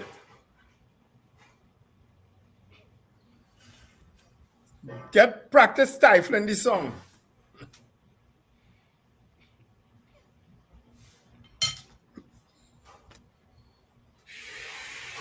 All right, couple of minutes again. Let's see. We have Wendell, Seals, Andre, Beauty Culture. Okay. Yeah. As you close up the poll. Good morning. Paul. Richard, am I not right? Hello? Yes, Hello. go ahead. Well, Zena, it's to the rescue. That stiff neck, go on. Zena, we don't put down your vote long time. Man. You deal with I must have something awful there. Yes, you can deal with my stiff neck. Oh, Jesus. You need Jesus in your life, you know. Something in his life. You're not only on Sunday, you need Jesus in your life every single day. We're very, very close. I talk to him every day. Several times a day sometimes. Yeah, well, talk to him now. Okay. All right, guys, have 30 seconds again for our morning poll. Say, Lord Jesus, please intervene in the Power Breakfast Show, my life on the Power Breakfast Shows. That's all. That's all. Why is my neck stiff this morning? A simple two-liner. Any more votes, Steve? Like on WhatsApp? No. It was What just sound, Wendell? To block out what sound? Well, I do have some votes that just coming in. Just open it up here. All right. So I have Val saying no. Kathy Ann saying no. Black Pearl saying no. I have Oh, good. I can't keep up. Richard, you keep up. I can't keep up. Edison. Edison says yes. Somebody else says no. Who says Lenny James? Good morning, Lenny James. He said no. And Paul turned off with his stiff neck talk. You know? What is the last Reginald Bud says yes. Right. Yeah, wiping your forehead, you're right. You're sweating. The coffee and your stiff neck, I'm sweating. All right. Paul stiff neck. Brian Marcel says no. All right. You're on the edge of that right now. You know? I just so happy for his neck. Hey, Richard, I so happy for his neck. He complaining. All right. So that's it. I'm going to take a quick break. And when I come back, give you the results of our morning poll. Shop Mega Mattress Deal for Mom at Furniture Plus. Get queen mattresses starting from just $699. That's up to 25% discount on bedding accessories. Hurry in today for these mega deals. Check the press and social media for details. Trinidad and Tobago, get ready. As we move towards a healthy lifestyle change, the Ministry of Health will be conducting a national health survey called the STEP Survey 2024 to gather information from households across Trinidad and Tobago on lifestyle practices that impact your health. Staff conducting the interview will visit your home with a Ministry of Health ID and clothing with ministry branding. All information collected will be kept confidential. So support us today as we take steps to improving the health of all. The STEP Survey 2024. Visit the Ministry of Health's website and social media pages for more information. This message brought to you by the Ministry of Health. Know and reduce your risk. Do you know the hazards around your home, your work, or where you traverse regularly? Are you prone to impacts caused by hazards like flooding, landslides, high winds, rough seas, or bushfires? All of these can affect your household, business, or place of worship during a disaster. Remember, it's not just your home. You must also consider the hazards where you work or regularly travel. For example, your home may be at risk of a flood, but while driving to work, you might be at risk of a landslide. Do you know everyone, as in all of Trinidad and Tobago, is at risk of earthquakes, tsunamis, or even an explosion? Plan ahead in order to reduce your risk before, during, and after a crisis, an emergency, or when disaster strikes. Follow us on the ODPM's social media pages to learn more on how you can be prepared. Welcome be to secured, Genesco Appliances, your trusted partner in Trinidad and Tobago for 25 years. Experience innovation with our inverted technologies refrigerators designed to slash your electricity bills. Discover the versatility of our dual-function chest freezers, switchable between refrigeration and freezer mode. Available in 5 and 7 cubic feet. Don't miss our unbeatable offer on the 13-kilogram twin-tub washers. And for the aspiring chefs, 30-inch 5-burner gas stove with a built-in rotisserie oven awaits. This special won't last. Find us on FB and IG or call 351-7777. That's 351-7777. Genesco Appliances are available nationwide. All right, gentlemen, so we're back again. Our morning poll: should the Attorney General pay the full legal costs of the Auditor General? That was our poll. Right. Let's get the result. Right, so we had, oh my goodness, we had 51 people voting on the poll this morning. And of the 51 people, 29 of you said no, you do not think that the Attorney General should pay the full legal cost. And 22 of you said yes, he should. So it was, I wouldn't say it was even, but it was pretty competitive at certain points. Yeah. Mm-hmm. So 22 of you said yes, he should pay the legal costs. And 29 of you said no, he should not. So that's the results. Of course, you can continue to vote on this poll throughout the day through our programming, and we'll give you the final results on Monday morning. Wendell. So let's agree. Let's agree. We'll do Wendell's poll on a Friday, right? Wendell. Mm-hmm. Poll getting more current than TV6 poll, boy. Yeah, boy. I'm proud of my poll today. Poll is getting a lot of current. I'm proud of my poll today. I think a lot of the I think in these kinds of issues, you really have to take the personalities out of it and look at what is material, what is material, and what is requirement. But it's difficult not to take. It's difficult to take the personalities out of it. Yeah? It's not really, Yeah. But that's not what, when it comes to the that's what the court will do. Yeah, the court adjudicates on the issue. And the court doesn't adjudicate on emotion. The court adjudicates on the law, and what the policy and practice would be can sometimes come into it. And you know what I remember? Similarly, the issue of paying costs should also be looked through that lens. Take the personalities out of it. You know what I remember? You know what this brings me back to? This brings me back to the issue with the central bank governor.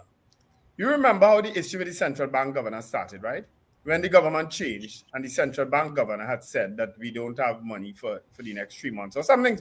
I'm paraphrasing, right? He made a statement about we boss, really, at the end of the day, right? There was a standoff between him and the Minister of Finance, who had just come into office also. It resulted in him being fired. Is that the right word? He was fired? He's terminated, right? Yes. Terminated. The matter went to court and the Minister of Finance lost. Okay? This is reminding me of that. I don't know why. This situation is now we haven't reached that stage, but this situation is reminding me of the standoff that took place back then. It is not worth it. It's different in a sense. But the issues, it always comes down to the issue of the independence of the office holders that are combating each other. Now, I don't necessarily, this is me personally, Wendell and Paul, I don't necessarily have a problem with these kind of interactions from the perspective of how it is engaged in and how it's eventually resolved sets a precedent for future skirmishes, because skirmishes between positions and independence of positions is something that happens in countries all the time.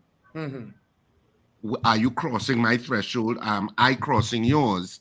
And it's important for issues like this to be ventilated in a sober manner, to come to some sort of resolution of how the society moves forward. Because it's the constructs of democracies and constitutions where you're going to have these kinds of skirmishes.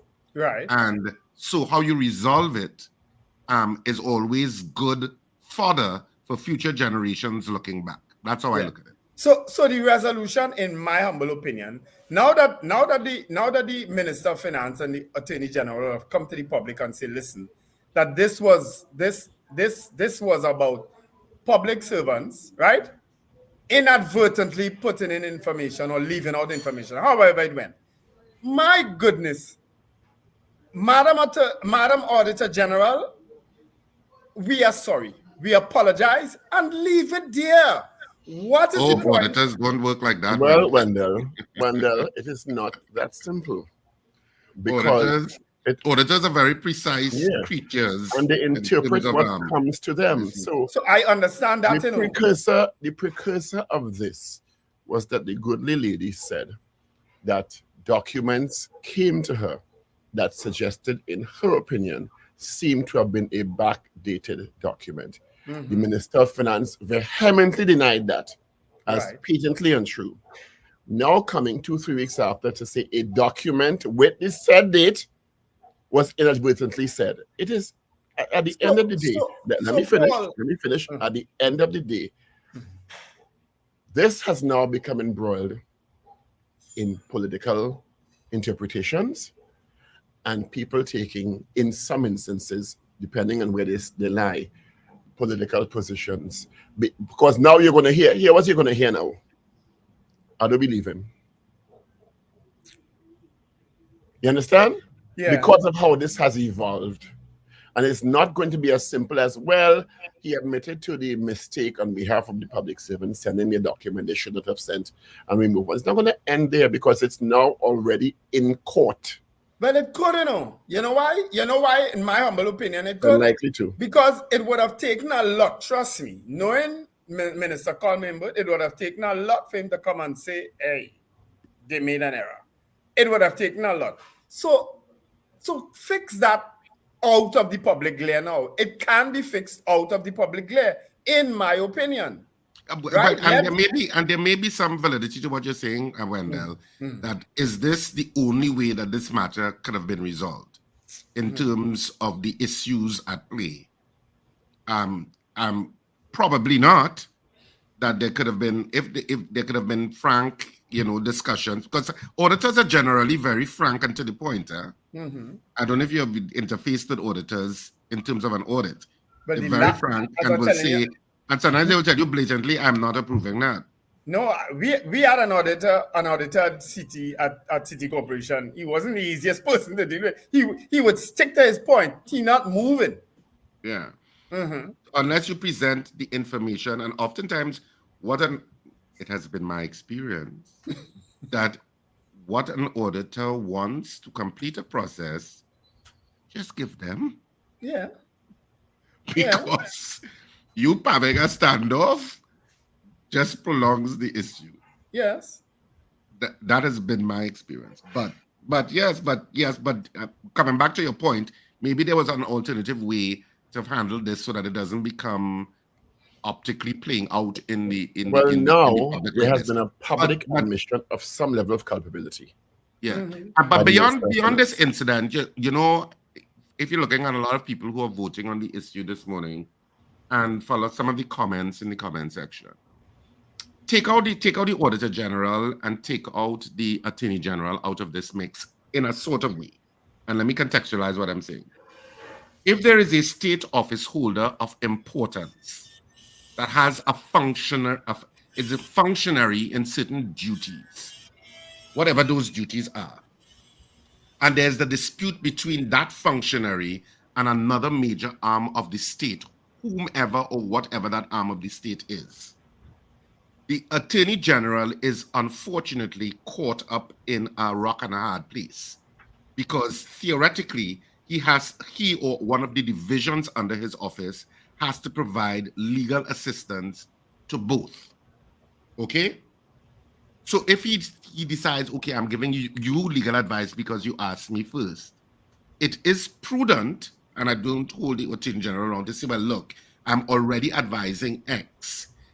You should retain independent counsel to get advice in terms of the functions of your office as an office holder of the state, and it's a dispute between two arms of the state, right? The Attorney General is caught in the middle, and the Attorney General says, look, I've already started to give advice to X.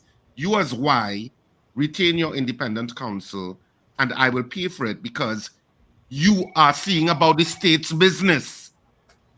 Both are seeing about the state's business. So people making the argument that, you're suing your employer and getting paid for it, that makes logically no sense. They are both state functionaries, and they're both doing the state's business, except that the department that deals with the protection of the state's interests from a legal perspective is torn. So he's telling one, you deal with your matter from an independent perspective. I will handle the cost and the advice on this side, and let's see where it goes. Now, how much of that legal cost you should make is a dispute here. There is a camp that will say, well, look, you have already said retain independent counsel. So therefore, if I'm retaining independent counsel and my independent counsel says, let's go to court, then my independent, and I'm following the advice of my independent counsel, then you can't backtrack on it. So I'm trying to look at it from the overview of the substantive issues involved and not the people involved and not the politics of it. That's where you have to look at it. And that's why I say in these kind of skirmishes, I don't necessarily have a fundamental issue with them, because I think it's part of evolving as a society. Which is why I feel the whole court issue should be put on the back burner. Fix it so that it does not reach the stage where there's a court matter and somebody bill goes to $40 million and $50 million and all kind of crap. You understand? Well, as Richard said, we are not the only country, as the countries evolve, not only us, who have to test that our laws and our institutions have the right legislative backing, and who is interpreting the legalities regarding how the office holders operate will be tested in the court, and precedents will be set. I think Richard is absolutely right. Look, the US is going through that with a president now. Yes. And the legality of the actions of a president. So it just happens. The UK, Boris Johnson. Yes. It's happening all over Australia. What was acceptable 20 years ago or unacceptable 20 years ago seems very acceptable to some personalities now. True, that's true. You understand? So it's a different time where something that was unthinkable 30 years ago, 20 years ago, are commonplace now, and the courts will have to test what is the legality of it. You know what Dr. Job would have said? Dr. Job would have said, these educated people, again, look at them. Anyway, he had a way of saying it, eh? Let me try to answer Mr. Patrick's question earlier about the school in the East. Let me just, because somebody else asked about it. The Trinity East School. I was actually asked to help with the situation about 3-4 weeks ago by a colleague. And the situation is that Trinity East is primarily an independent operator that was being assisted with funds by the government. All right, that's my understanding of it. It doesn't come under the Anglican board? No, not that I know of. And so there have been ongoing discussions, because it ends up in a space of anomaly where it is not under the denominational system. You understand? Where denominational schools, which are run by primarily religious organizations, are assisted by the state with funding, but operate in terms of the decision-making primarily independently, right? The Anglican board, the ASJA board, the Catholic board, and those schools operate independently and are assisted by the state and have collaboration with the state, but are primarily the decisions they make are their own, right? My understanding, I could stand corrected, is this school started off as a private institution, not necessarily under denominational or government administered, but was still assisted by the state. And my understanding that the ministry has been in talks to regularize that situation of either or, because it is in a state of anomaly in its present iteration. Okay, I always thought Bishops and Trinity East were under the Anglican board. That's what was explained to me when I was approached about 3-4 weeks ago, in terms of this situation now coming to a head, where the minister has, I think, last week said that there have been ongoing discussions and they're close to reaching some sort of final decision on what the state of the school will be in the present general construct of the education sector. Okay, interesting.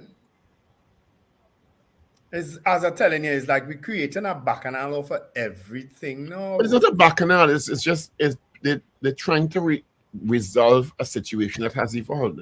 Yeah. Okay. You understand? It's not a bacchanal. I mean, the school, from my understanding, is trying to maintain some level of independence because it's a success. It's a very successful school. Eh? It is. It is. Oh, this is the Trinity. Yeah, Trinity it's East, Bishop East. the track record of the school since it started is a very, very successful school. So I think they're trying to maintain the systems and the approaches that made them successful. You understand? While the ministry is also trying to regularize the school under whatever regime they decide upon as this thing becomes resolved, right? So it's not a bacchanal. It is going to take some negotiation as usual because it's a new situation. So I don't consider it a bacchanal. Because the person who spoke to me didn't describe it as a bacchanal. It was an evolving situation where they wanted advice on how to proceed. Yeah, I think there were two choices that were on the table, as an assisted school and a government assisted school. And if they so thought prudent, could have applied to end up under one of the denominational schools regime, if that was applicable, or if it was going to be a full government administered school. So I think those decisions and negotiations are what had been the subject of the ongoing negotiation between the ministry and the school administration. Because the school, as I said, is a very, very successful school. And that's why there's so much interest in it. Yeah. And have you ever been in that school? Yeah. I have. It's almost like an American school that the way it's laid out. Yeah. Yeah. Understand? And that school is like about 15, 20 years old now. I don't know the age, but I remember when it was commissioned. Yeah, but it's a very successful institution. Yeah, I almost went to, I just missed going to it actually. Nah, you wanted to take Maxi and come in town.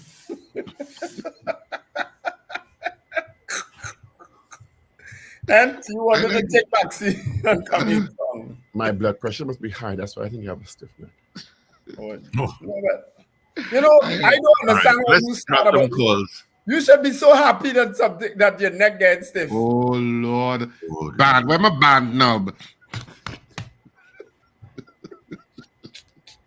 All right, let's take some calls. 222-8255, toll free. North Americans 866-525-1099. I am very happy.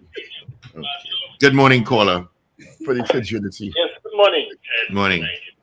Yes, I was listening to what Richard said, and it makes a lot of sense.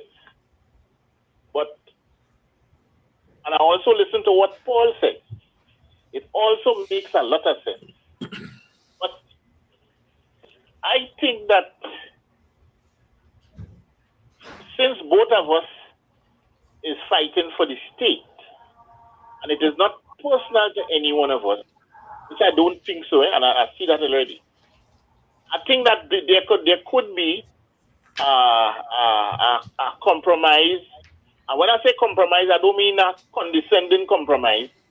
I mean a compromise where we could deal with this as two parties and get the whole thing quelled. But both parties have to deal with that. But can I ask you a question, sir? No. Hello? Can I ask you a question? Yes, well. And it's with the deepest of sincerity.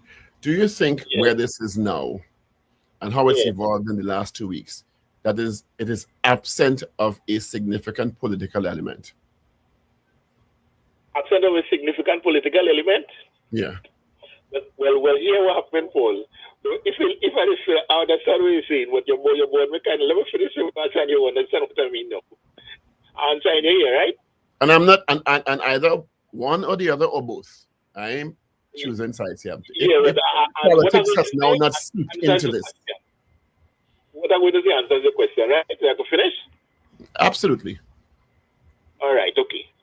Now, what I have observed is that from the inception of this, there seemed to be an underlying current that was in the mix. And what do you base that on? Well, based on the magnitude that it took in the initial stage, it reached so far that explosion so fast that told me that there was an intention, some underlying intention. When I look at the players, the position that certain players occupied in government and otherwise before, that make me concretize it. And then now, to back it up, I saw a protest that was very similar to a protest we had by the Hyatt with some very familiar faces some years ago. I think he answered your question there, Paul.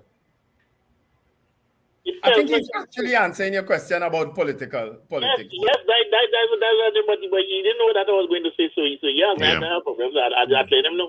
Based on what I've seen, the players involved, the players that one of the players would have gone to, the players that we went to occupied what, although you can't tell them don't do that and they would demand, well, you can't tell me who to go to. But all of that, yes, you could do that. But there's some significance in that as to the present position that each people occupy. And then now, the protest, that protest was a similar action to something that happened by the Hyatt with people with people in a political nature. And I see very familiar faces. So it is obvious to me that there was an intention. I think that initially, you see what the minister say now, that there was an inadvertent issue. I think that they saw that before, but it was a move. It was a move with underlying hideous intentions to do that. Thank you. All right. And somebody's easy. I don't think that's all right. Thank you. This is a private school managed by a board of management appointed by the Bishop of the Anglican Diocese in Trinidad and Tobago through the Bishop and State Association. Thanks for the clarification. That's what I thought. But it still is a kind of anomaly, because if it was totally because the Anglican schools run under the denominational system, if it was as simple as that, it would end up under that denominational system. You understand? Right. So, and it's not. That's why there's an attempt to resolve some sort of anomaly. But we could speak to Bishop Berkeley, and I can message. We can. I'm sure we can. Yeah. All right. Good morning, caller. Good morning again, gentlemen. Good morning. Good morning again, Wendell. Morning. With respect to the document being sent inadvertently to the Auditor General, well, what was also inadvertently done was the date. It was inadvertently dated January, which is very suspicious because besides being inadvertently sent, you inadvertently dated in January, but you're in April. I'm sure you have a calendar note that you sent a different document because it has adjustments made to it and you've amended it. And if you send an amended document, it is a different document. It becomes a different document. Yet still you put January 31st. That gives the rise to think, well, was it really being backdated to show January 31st? That thing. And also, yesterday when the acting PM was in his news conference, he said, I don't know if anybody picked up on it, he tried to send a document, and one of the ways he tried to send it was by email, and that did not work. I thought that's a normal thing all over the world, because I receive 300-page contracts every day, or whenever I get them, I send them out, and they have delivered. So I consider that an untruth, a pure untruth. Okay? It did not work. He tried to send something by email, I did not work. Who's he trying to fool? The little children he playing with? Big people. We live in an IT world. And the Auditor General blocked his email? Is that what you're trying to say? Anyhow, gentlemen, have a great day. I want to say good morning to TT Post. I want to say good morning to TT Post.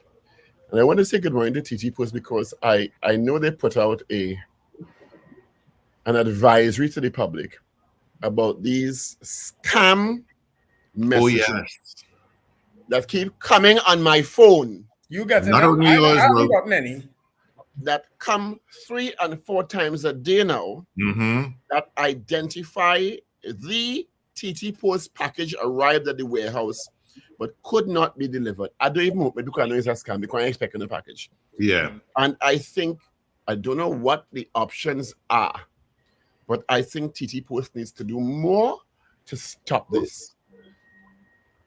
But how are they stopping? How are they stopping a hacked email? I know. I don't.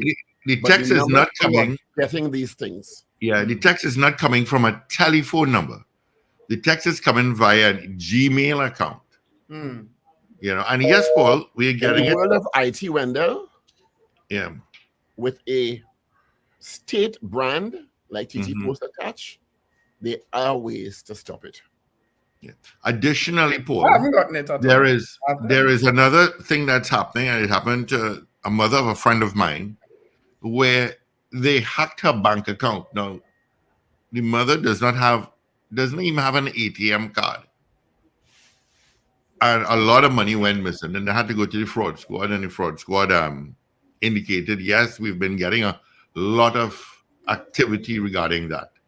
And that is rampant as now. But yes, that TT Post thing is, you know, and they keep sending a message, you know, due to incorrect delivery information and once in a nonsense. But it is do not open, just delete, folks. And to be fair, TT Post, I did see an advisory from TT Post advising members of the public that this is a scam and they should not press on it and they should delete it. But I saw it. I hope they're doing more behind the scenes to get to the source and to stop it.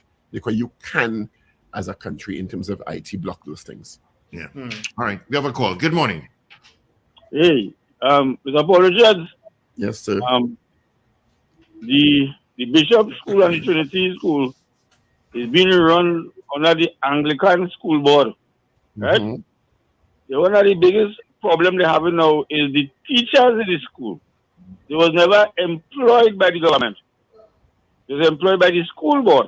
Right? So they're trying to find out now with the transition at the school, because it was a loan that was get borrowed 20 years back when they built the schools. Understand?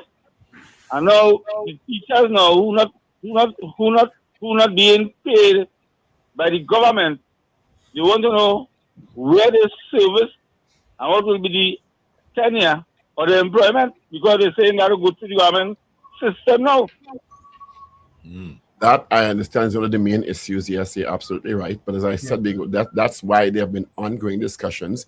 And the minister commented on it, if it's not last week, it's week before. And she said, Dr. Gatsby Dolly, that they are close to final negotiations on resolving many of the issues that has been raised regarding the institution.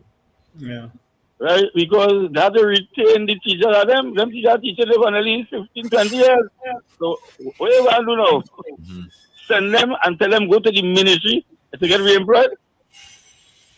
I don't know, Mr. Patrick. I can't answer that question. Yeah. All right. All right. Thanks, Mr. Patrick. You have a great day. Good morning. What people have to do is go and collect, do like Paul, and go and travel and get your own packages. Bring it in yourself. Don't send it through TT Post. Right, Paul? Go and get your own package. Go and pick up your own package. Packages some Target and Apple. That's what you're talking about. Yeah. Packages some Target and Apple. Yeah. All right. Let's take another call here. Good morning, Yeah, pleasant good morning. Morning. Let us get back to this the situation with the Auditor General and the Minister.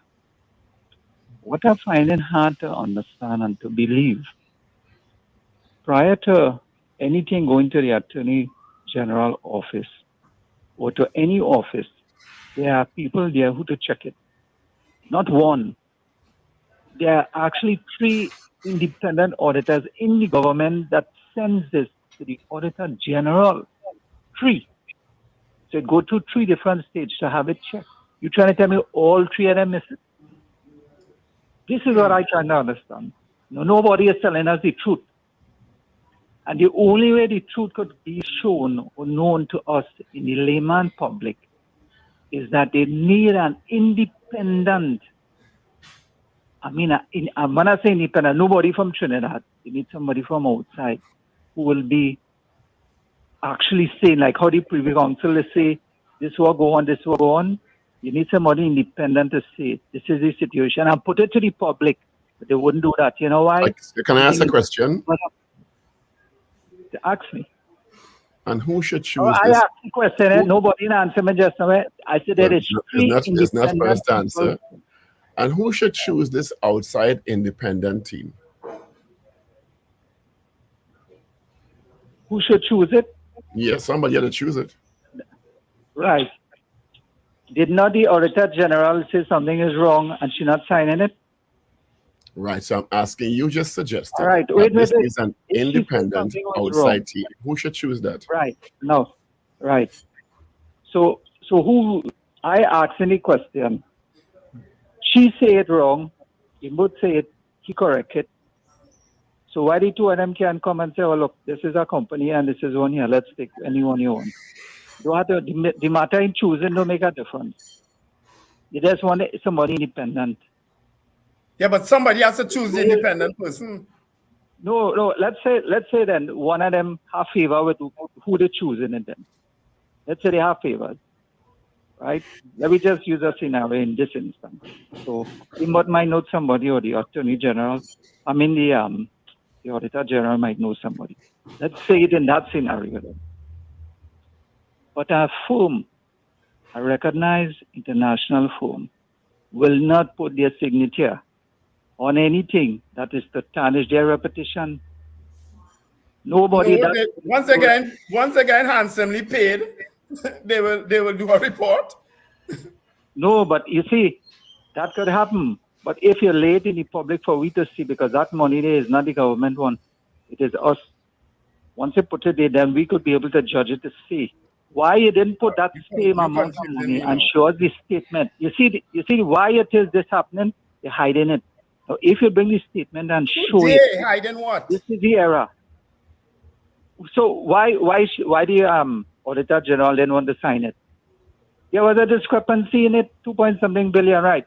All input had to say, never publish and show only what it is. This happened here, this happened here. We're heading out of time. In 13 days, by the minister's You started off good and then you started to take a side. indication, on May 23rd, I think is the outer limit, with the time frame within which he has to late in Parliament. I think he would have said that 2 weeks ago. Not so? Yeah. May 23rd is not far off. They'll fix it. Just like they'll fix this. Thank you so much. You all have a great weekend. Happy Mother's Day to all the mothers. Yeah, we didn't give away hampers from Caribbean Enjoy your Flavors. day, relax, don't cook. Make sure somebody... We had hampers to give away. But Yeah, I didn't know that. I'm Man Warren. Richard, why you didn't pick up mine one time? Or That Paul, hampers bring to mine give down to away. the box later for me. It's now. the giveaway. We'll do it It's the Monday. giveaway is not for you Better late than never. personally. It's not for us? No. No, it's the giveaway. Oh, sure. I will take my stiff neck and stiff hand and bring your package for you later on today. Yeah, all right, good. I hope you have some. He has no something at package Rumbox. there. It is the giveaway. I hope you have something at Rumbox that is capable of You're engaging resolving in my murky, stiffness. you're engaging in murky conversation and correspondence, which is the subject of all that we have discussed today. Wendell, I will inadvertently drop it off for you. Don't come before lunch like how you rush down the road. You didn't tell me when to come. I come when I want to come. Oh, yeah, nearly slammed down. Have a great day, everybody. Enjoy The only reason I didn't just slap down my laptop cover is because I need to tell people that Love is a Walk is on next week, Friday and Saturday in Sapa. And the box office at Sapa opens on Monday from 12 noon to 6 p.m. daily, because the show starts on Friday at 8:30 p.m. and Saturday at 8:30 p.m. Of course, tickets are available now at K Square Fashions, Gulf City, C3 Center, and Brentwood Mall in Shogunas, as well as Fence of Marabella by the roundabout. So all of the K Squared Fashions in South, which is at C3 Center in Gulf City, and at Brentwood Mall in Shogunas, K Squared Fashions has tickets, and they are already selling. Believe it or not, they're already selling. I'm telling you, this play has been remarkable in terms of audience attendance and audience reviews on the play. It's a great play, Richard. It's a great play. It is a great play. I will. Yeah. It is a great play. So happy Mother's Day all, and have a wonderful weekend. Be careful on the roads. Look out for the young ones. And remember to let go and let God.